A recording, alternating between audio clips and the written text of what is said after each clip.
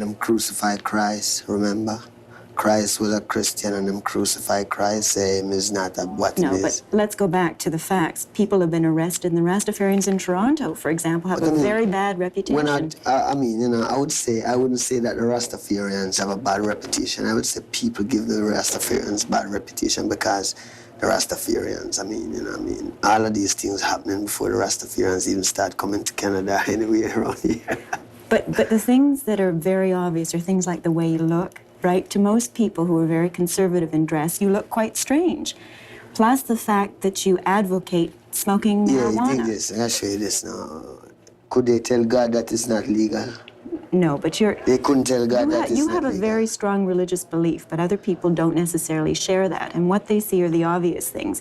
And isn't it, in fact, true that many Jamaican people get involved in the trafficking of marijuana and therefore get the bad reputation associated with Rastafarians? People get trafficking. You see, I don't really know anything about those parts of life. All I know about is Rastafari, and try bringing this truth to the people. What the people do with them life, I don't really know about that. I know about my own. Okay, what is your own? What's your...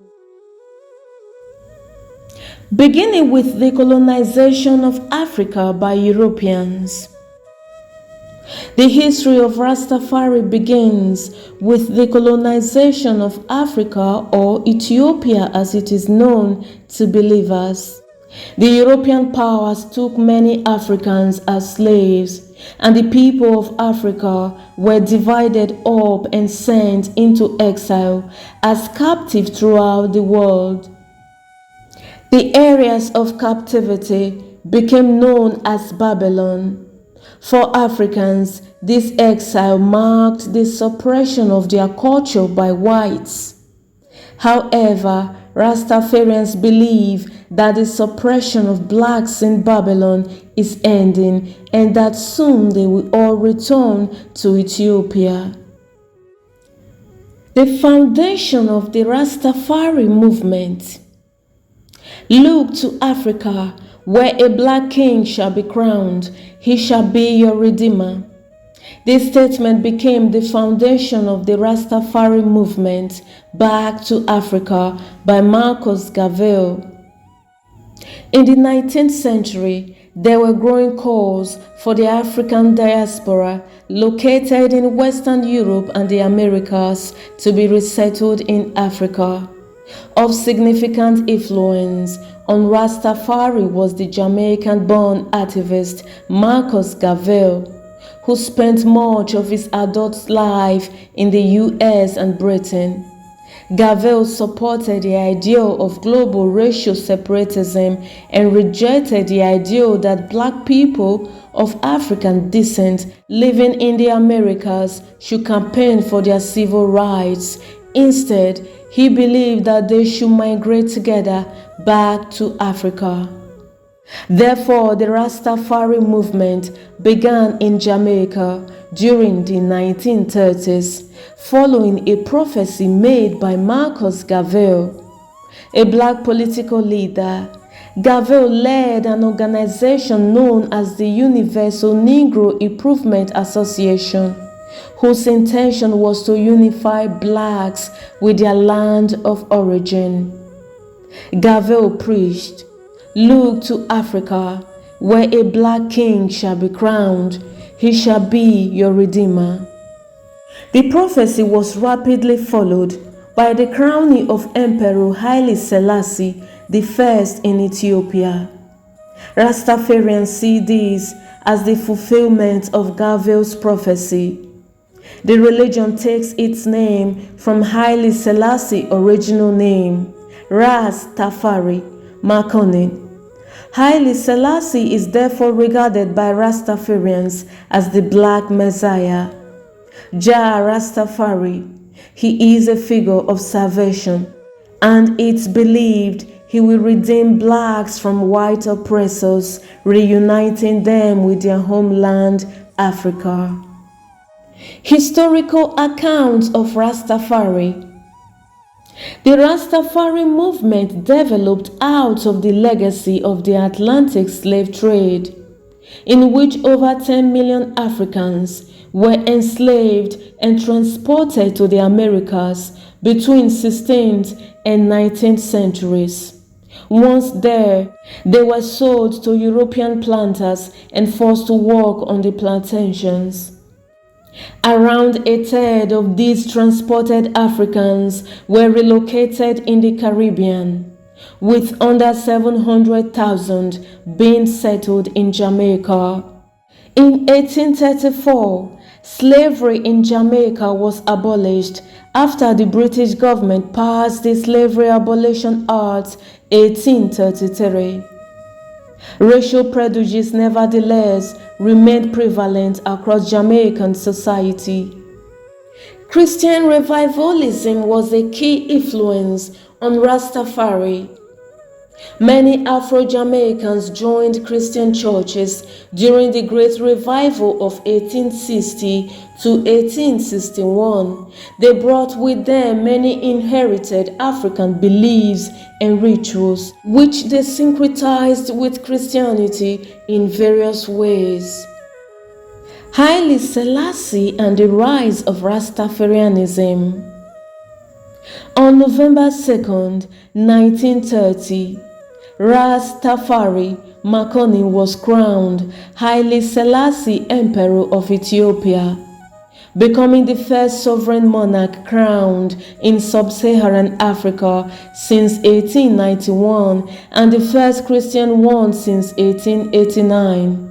Believed to be a descendant of King Solomon and the Queen of Sheba, Selassie assumed the titles of King of Kings, Lord of Lords, and the conquering Lion of the tribe of Judah. To some, fulfilling the biblical prophecy of a black king that had been emphasized by Marcus Garvey. A number of Jamaica's Christian clergymen claimed that Selassie's coronation was evidence that he was the Black Messiah that they believe was prophesied in the book of Revelation 5:25, 19:16, the book of Daniel 7:3, and the book of Psalm 68:31. Over the following years, several street preachers began promoting the doctrine that Haile Selassie was the returned Jesus.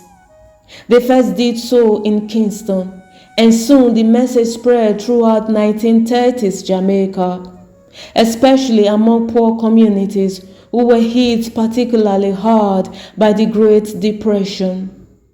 Clark stated that to all intents and purposes, this was the beginning of the Rastafari movement. In 1974, Haile Selassie was deposed by a Marxist revolution. He died mysteriously the next year. The revival of a divine figure by an atheist, secular political group was initially discouraging to Rastafarians and undermined any suggestion that he had been anything more than a human representation of God.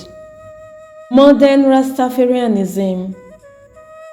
A turning point for Rastafarianism came in 1975 when Emperor Selassie died and forced his followers to confront the contradiction of a living deity passing away. In 1981, the movement lost its second major figure with the death of Bob Marley from cancer. Always a decentralized faith and culture, Rastafari attempted to introduce a unifying element with a series of international conferences in the 1980s and 1990s. Smaller divisions such as African Unity, Covenant Rastafari, and the Celestian Church emerged around the turn of the millennium.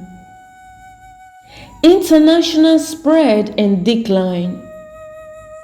In the mid-1970s, reggae's international popularity exploded. The most successful reggae artist was Bob Marley, who, according to Cashmore, more than any other individual, was responsible for introducing Rastafarian themes, concepts, and demands to a truly universal audience. Reggae's popularity led to a growth in pseudo-Rastafarians, individuals who listened to reggae and wore Rasta clothing but did not share its belief system. Many Rastas were angered by this, believing it commercialized their religion.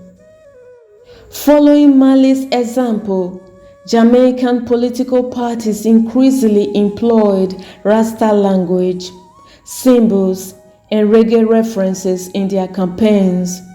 While Rasta symbols became increasingly mainstream in Jamaican society, this helped to confer greater legitimacy on Rastafari, with reggae and Rasta imagery being increasingly presented as a core part of Jamaica's cultural heritage for the growing tourist industry.